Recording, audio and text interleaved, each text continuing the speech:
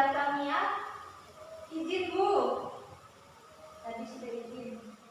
Kemudian Yoni nggak masuk kayaknya, aku tadi main. Dan Nilu Nafi Ulma Wilida kamar mandi Bu. Untuk teman-teman kalian yang tidak masuk pada hari ini, kita doakan semoga penyakitnya cepat diangkat oleh Allah Subhanahu wa taala dan juga dapat mengikuti pelajaran kita pada minggu berikutnya. Baik, materi kita pada pagi hari ini adalah menjaga kelestarian lingkungan alam. Kita kan sebagai seorang khalifah di muka bumi ini. Apa kalian tahu apakah tugas dari seorang khalifah tersebut? Saya tahu Bu. Ya, silakan Mbak Lydia. Tugas kita, tugas apa tadi Bu? Tugas seorang khalifah. Tugas seorang khalifah di muka bumi yakni untuk menjaga atau melestarikan apa yang ada di bumi ini Bu. Ya, benar Mbak Alifah. Kemudian Ibu akan bertanya lagi, mengapa bumi ini perlu kita lestarikan? Saya Ibu jawab agar sumber daya yang ada di muka bumi ini tidak cepat berkurang. Ya, benar Mbak Novi.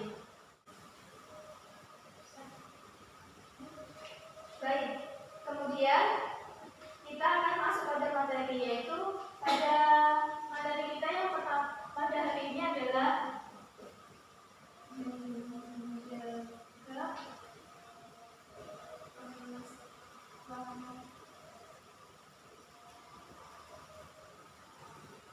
lingkungan alam.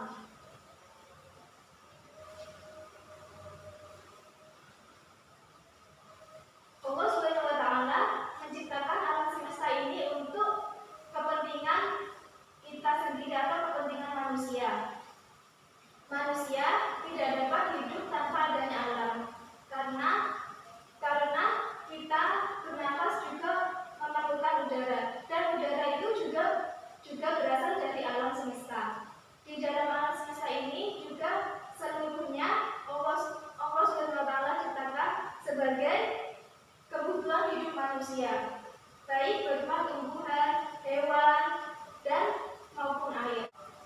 Alam merupakan anugerah yang telah diberikan oleh Allah kepada kita semua. Oleh karena itu, kita harus menjaga kelestarian alam ini. Karena alam memiliki keterbatasan dalam menyediakan kebutuhan hidup manusia. Jika manusia menggunakan kekayaan alam ini dengan sewenang-wenangnya, maka cadangan yang ada di dalam sumber daya alam ini akan menjadi berkurang dan kita tidak dapat memenuhi kebutuhan manusia pada generasi berikutnya.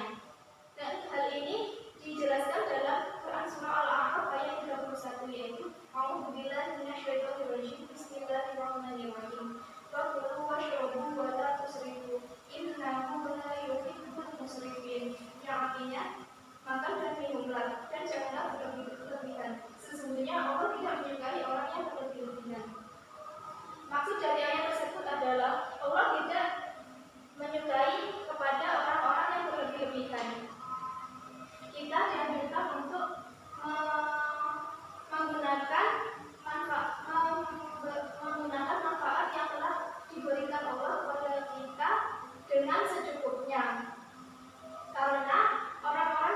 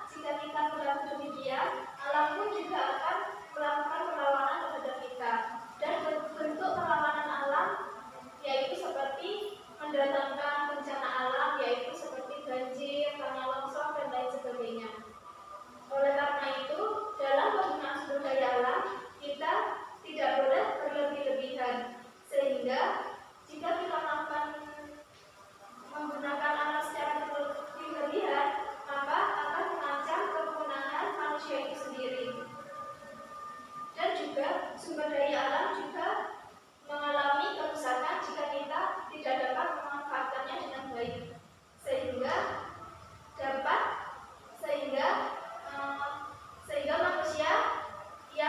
manusia pada generasi berikutnya tidak dapat menggunakan sumber daya alam tersebut. Dan kemudian agar alam tersebut dapat bermanfaat bagi kita, maka kita harus melestarikannya dan memberdayakan secara berkelanjutan, sehingga cadangan yang dimiliki oleh alam ini dapat menghidupi generasi manusia pada generasi berikutnya. Rasulullah pun juga memberikan contoh kepada kita dalam melestarikan alam, contohnya dengan bercocok tanam, menanam pohon, dan mengubah tanah yang gambus menjadi tanah yang subur. Allah Subhanahu wa Ta'ala juga akan memberikan pahala kepada orang-orang yang mau memakmurkan muka bumi ini. Dan Rasulullah juga menjelaskan dalam sebuah hadis, yaitu Bismillahirrahmanirrahim, man ahya'a al-mayyitata fahiya lahu, yang artinya barang siapa menghidupkan muka bumi ini, maka muka bumi ini baginya. Hadis riwayat Tirmizi. Allah pun melarang bagi hamba-hambanya yang melakukan kerusakan di muka bumi ini, karena ciptaan Allah Subhanahu wa Ta'ala yang diberikan kepada kita adalah untuk disyukuri. Karena itu ciptaan Allah yang ada di muka bumi ini adalah untuk kepentingan dan juga kebaikan bagi manusia. Dan bencana alam merupakan peringatan kepada kita semua, karena manusia tidak mampu mengendalikan apa yang terjadi di muka bumi ini. Bencana alam merupakan bentuk peringatan oleh Allah kepada kita semua. Allah memperingatkan manusia dalam bentuk bencana alam seperti gempa bumi, banjir, dan lain sebagainya. Bagi mereka yang tidak memperdulikan peringatan Allah akan menyebut kejadian tersebut merupakan bencana alam. Tetapi bagi mereka yang beriman, kejadian tersebut merupakan sebuah ujian, dan kapanpun musibah itu datang, mereka akan bertobat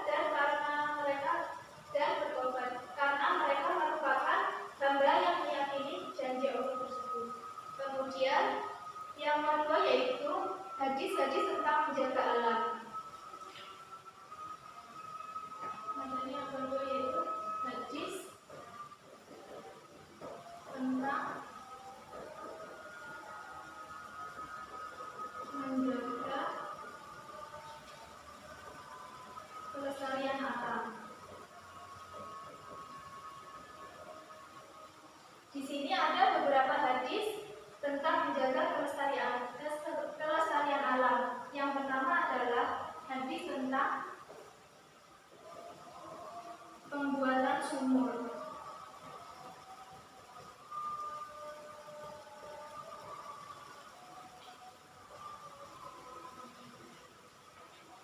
Hadisnya yaitu man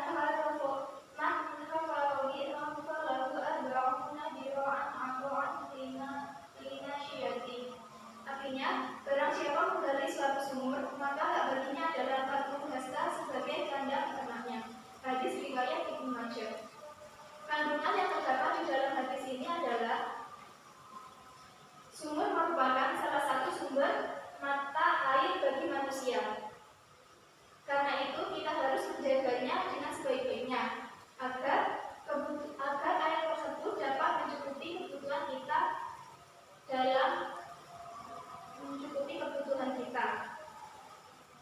Dalam hadis tersebut, Nabi Muhammad juga memberikan penghargaan bagi orang yang menggali sumur, yaitu tanah seluas 40 hasta bagi kandang ternaknya.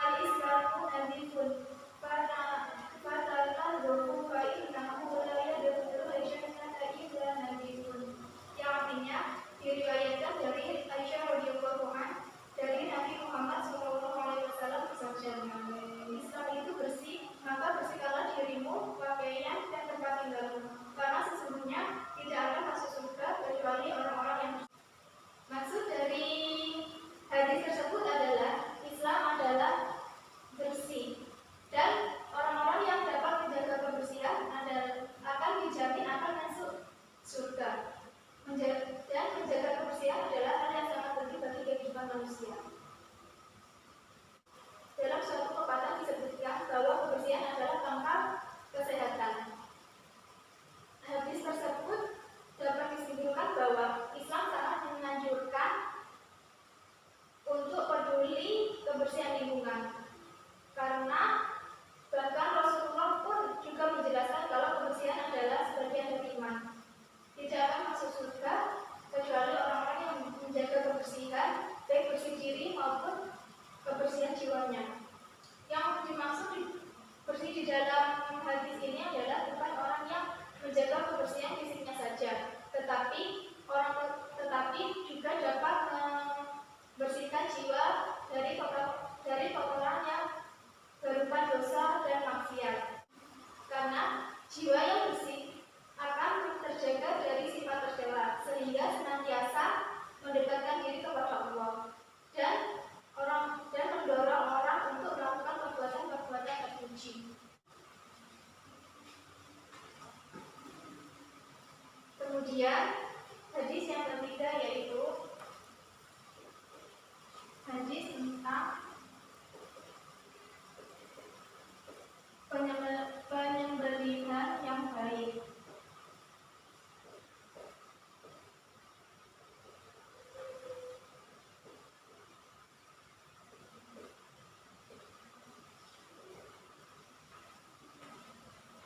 Hadisnya berbunyi, Bismillahirrahmanirrahim. Innallaha ja'ala al-ihsana 'ala kulli syai'in fa idza qataltum fa'ahsinul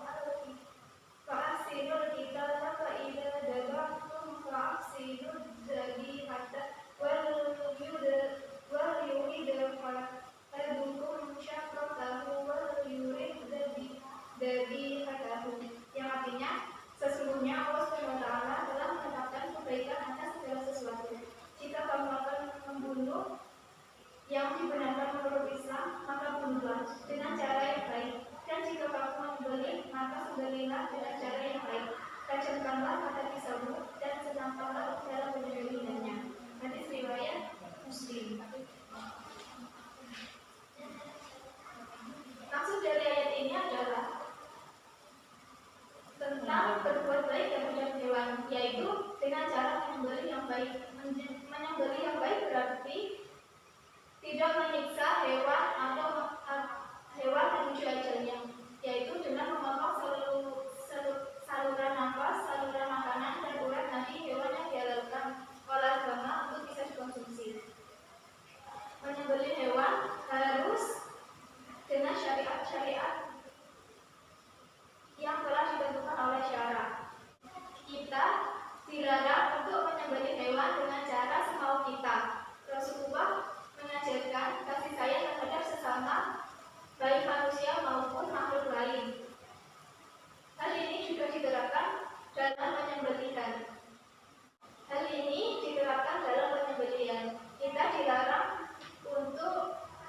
Kita dilarang menyiksa hewan ketika kita akan menyembelih hewan tersebut. Karena tujuan kita menyembelih hewan tersebut adalah untuk memperoleh daging yang halal.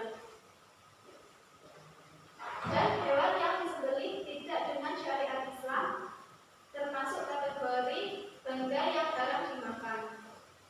Dalam penyembelihan hewan, kita harus memperhatikan bagaimana cara kita memperlakukan makhluk Allah agar tidak menyebabkan kezaliman. Penyembelihan yang tidak dapat menyebabkan kezaliman sebagaimana yang telah dicontohkan dalam Islam, yaitu harus memenuhi beberapa hal, yaitu coba kalian tulis. Hal yang pertama yaitu alat yang digunakan untuk menyembelih harus tajam. Sudah Bu. Kemudian yang kedua, alat tersebut terbuat dari besi, baja,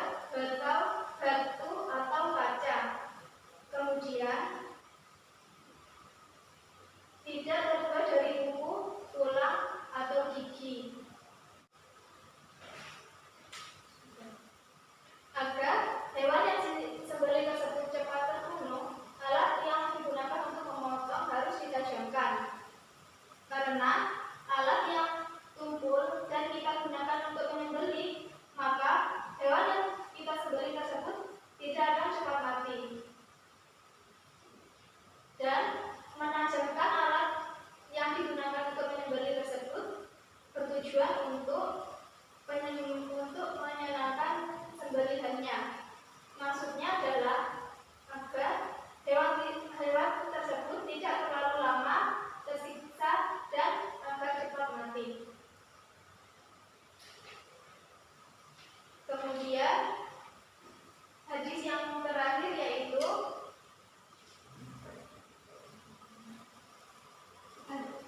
hadis larangan mengurung dan mengakhiri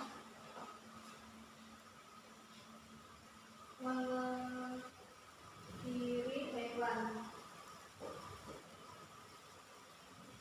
Hadisnya yaitu Bismillahirrahmanirrahim. Anna Nabiya sallallahu alaihi wasallam nahar suhairi wa man'i suhair rubah ini nahyan syadidan. Artinya, sesungguhnya Nabi Muhammad SAW melarang seseorang mengurung setiap yang bernyawa dan mengebiri binatang-binatang dengan serangan yang keras. Hadis riwayat Al-Bazzar.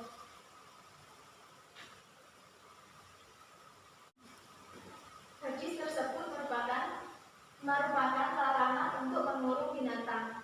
Mengurung binatang berarti menempatkan binatang tersebut pada suatu tempat yang sempit, seperti sangkar atau kandang. Hewan yang dikurung tersebut ruang geraknya dibatasi sehingga tidak merasakan kebebasan. Tetapi larangan tersebut tidak digunakan untuk semua binatang, khusus binatang ternak yang pada umumnya mudah dijinakkan seperti unta, sapi, kerbau, kambing, dan domba. Dengan demikian, larangan tersebut berlaku bagi binatang yang lazimnya hidup di alam bebas. Karena hewan-hewan yang berada di alam bebas tersebut tidak akan merasakan kenyamanan meskipun kita buatkan sangkar yang sangat bagus. Dalam hadis tersebut juga menjelaskan tentang larangan untuk mengebiri binatang. Untuk mengebiri binatang umumnya dilakukan agar hewan tersebut memiliki fisik yang lebih kuat dan tenaganya dapat diambil oleh manusia. Tetapi dalam hadis tersebut tidak dijelaskan secara rinci jenis binatang yang tidak boleh dikebiri. Oleh karena itu, larangan untuk mengebiri binatang tersebut berlaku umum, baik untuk binatang yang jantan maupun binatang yang betina. Baik, untuk materi pada pagi hari ini apakah ada yang ditanyakan? Tidak, Bu. Baik, jika begitu, Ibu akan memberikan soal kepada kalian. Dan Ibu beri waktu 10 menit untuk mengerjakan soal tersebut. Baik, Bu. Dan jika sudah mengerjakan soal ini, Ibu harap untuk ketua kelas mengumpulkannya kepada Ibu guru. Ya, Bu. Dan waktu pengerjaan bisa dimulai dari sekarang.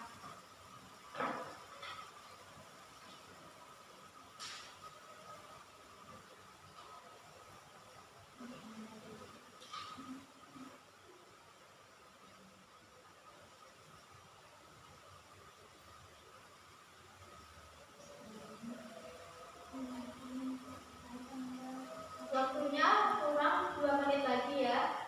Ya, Bu. Masih kurang banyak soalnya belum dijawab. Bu, tambahin waktu ya. Bu, sudah. Bagaimana Mbak Nomi sudah? Belum, Bu, kurang 1. Ya, sudah Bu. Baik.